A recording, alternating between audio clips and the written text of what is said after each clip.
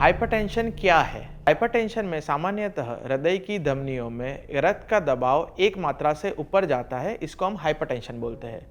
जब ये मात्रा 140/90 से ऊपर जाती है तो उसको हम हाइपरटेंशन बोलते हैं।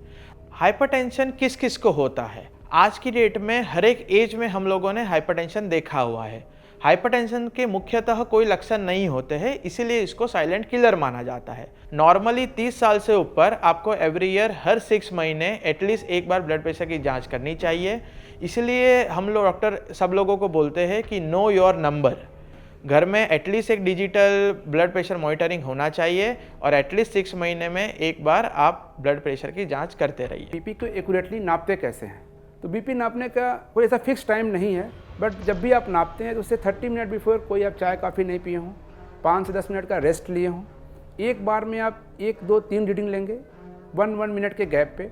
फर्स्ट रीडिंग को काउंट नहीं करेंगे, सेकेंड थर्ड को काउंट करेंगे। कुछ पोजीशन, सर्टेन पोजीशंस हैं जिसमें हमें बीपी को नापना चाहिए। तो उसके में पहला ध्यान देना है कि हमारे पैर ग्राउंड पे हों, पैर ग्राउंड पे हो, बैक सपोर्टेड हो। आप ऐसे बैठे हुए हैं, आपका जो हाथ है, हार्ट है और डिवाइस, जो बीपी की डिवाइस है, वो तीनों सेम लेवल पे होने चाहिए। ये एक एक्यूरेट मेथड है। हाइपरटेंशन क्यों हमारे लिए इम्पॉर्टेंट है और इसके दुष्प्रभाव क्या हैं? इसका कंट्रोल में होना ज़रूरी है क्योंकि इसमें मिनट टू मिनट वेरिएशन होता है। इसके कंट्रोल के लिए कार्डियोलॉजिस्ट, फिजिशियन दवाएं प्रेस्क्राइब करते हैं, लाइफस्टाइल मॉडिफिकेशंस बताते हैं, सॉल्ट इनटेक कम करने को बोलते हैं। इसमें सबसे इम्पॉर्टेंट है एडहेरेंस टू द मेडिकेशन, क्योंकि ये एक डायनामिक फिनोमेना है। हार्ट की बीटिंग और उसका reflection as a blood pressure in our arteries ये एक डायनामिक फिनोमेना है, तो इसके में दवा के एडहेरेंस बहुत ज़रूरी है।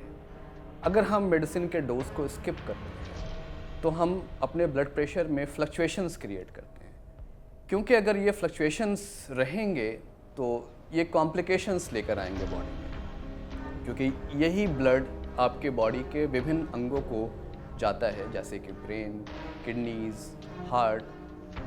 तो अगर इसमें फ्लक्चुएशंस होंगे तो मरीज़ को heart attack, stroke, kidney failure, ये सब प्रॉब्लम्स देखने को मिलती है। ब्लड प्रेशर की दवाई कब शुरू करें, शुरू कब तक करना है और खाना कब तक है। सबसे बड़ी बात ये कि ब्लड प्रेशर अगर आपको एक बार डायग्नोस्ड हो गया तो जो मेडिसिन होगी वो लाइफ लॉन्ग के लिए होगी। उसकी डोज ऊपर या नीचे कर सकते हैं हम लोग बीपी के टारगेट के हिसाब से। अगर आपको किसी ने ब्लड प्रेशर की दवा स्टार्ट कर दी है तो वो लाइफ लॉन्ग लेनी है। अगर सिस्टोलिक ब्लड प्रेशर आपका 110 से नीचे आ रहा है, 100 से नीचे आ रहा है, डायस्टोलिक 60 से नीचे आ रहा है, तो अपने डॉक्टर से कंसल्ट करें, वो आपके डोज को मॉडिफाई करेंगे। My message on this World Hypertension Day is adhere to the medications. जो दवाइयाँ हैं जो डॉक्टर ने आपको बताई हैं, आपके कार्डियोलॉजिस्ट ने, फिजिशियन ने, आप उस पर एक स्ट्रिक्ट एडहेरेंस रखें, उनके डोज के साथ छेड़छाड़ ना करें।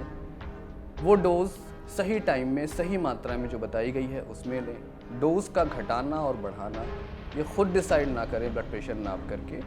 ब्लड प्रेशर चार्ट बनाएं, अपने फिजिशियन के पास वापस जाएं उस चार्ट को लेकर, और ये इख्तियार, ये हक अपने फिजिशियन को दें कि वो डोजिंग चेंज करें। आम पब्लिक का एक कंसर्न होता है, सर कौन सा नमक खाना चाहिए, तो ये हमें समझना कौन सा नमक हमारे लिए फ़ायदेमंद है।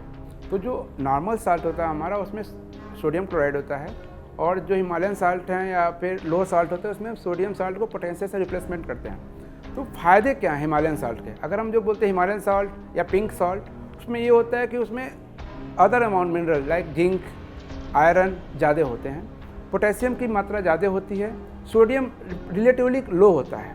पोटेशियम ज़्यादा होने की वजह से ऐसा कह सकते हैं कि हाइपरटेंशन के लिए फ़ायदेमंद है, लेकिन क्या सभी मरीजों के लिए फ़ायदेमंद है? नहीं। सबसे पहला नुकसान है कि उसमें आयोडीन ट्रेसेज में है। हमारे इंडिया में हम फोर्टिफाइड सॉल्ट यूज करते हैं आयोडीन से। अगर हम सबको पिंक सॉल्ट या रॉक सॉल्ट खाने को बोल देंगे तो हो सकता है आयोडीन डिसऑर्डर बढ़ना शुरू हो जाए। हम कोई सीकेडी का पेशेंट है, क्रॉनिक किडनी डिजीज का पेशेंट है, अगर उसको हम एक्स्ट्रा साल्ट लेने का, हिमालयन साल्ट लेने का, उसमें पोटेशियम की मात्रा ज़्यादा होती है। ऐसे मरीजों को ये हिमालयन साल्ट या सोडा नमक नुकसान कर सकता है बजाय फ़ायदे होने को उसको। लाइफ स्टाइल मॉडिफिकेशन में हम क्या कर सकते हैं? तो इसमें आपको ध्यान देना है कि तंबाकू और अल्कोहल टाइप की चीज़ें जो कि ब्लड प्रेशर के ऊपर जिनका दुष्प्रभाव होता है उनको अवॉइड करें।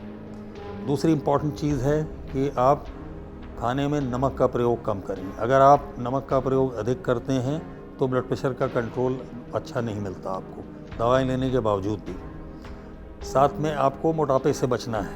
साथ में आपको एक कुछ और ध्यान देना है कि नियमित रूप से हरी सब्जियों का और सीजनल फ्रूट्स का सेवन करें।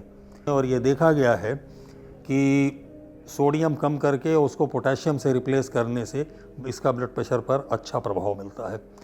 और नियमित व्यायाम, इसको तो बहुत ज़्यादा एम्फसाइज़ किया जाता है कि नियमित व्यायाम जो है इसमें आपके ब्लड प्रेशर के रेगुलेशन में बहुत मदद करता है।